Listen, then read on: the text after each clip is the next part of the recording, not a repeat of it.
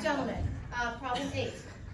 I'm actually going to break the rules. I usually tell you to go complicated to simplified, right? Yes. Okay, but in this particular problem, it is much easier to take the left side and write it in terms of the right side.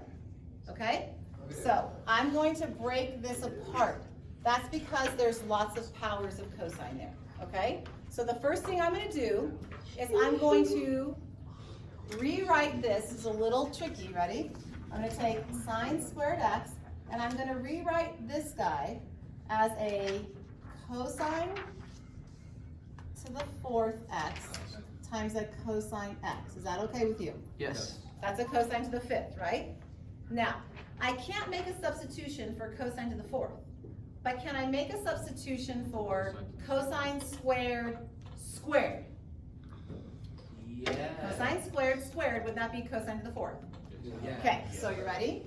This goes like this. Sine squared x, and then I have a cosine squared x, quantity squared, and then a cosine x. Oh, you can substitute. Okay? Yes. All right. So yes, if you notice, there are a bunch of signs on that right-hand side. So what I'm going to do now is take that cosine squared x in the middle here, and what am I going to substitute him for? 1 minus sine squared. Okay, so here we go.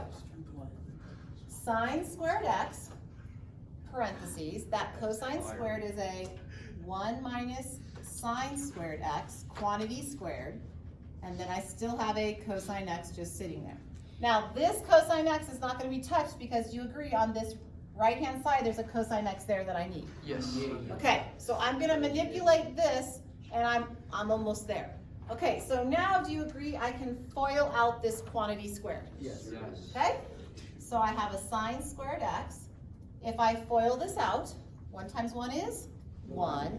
The outers and the inners make, yes, -2 sine squared x, right? Oh, yeah. Sine squared x? Yes. Yes.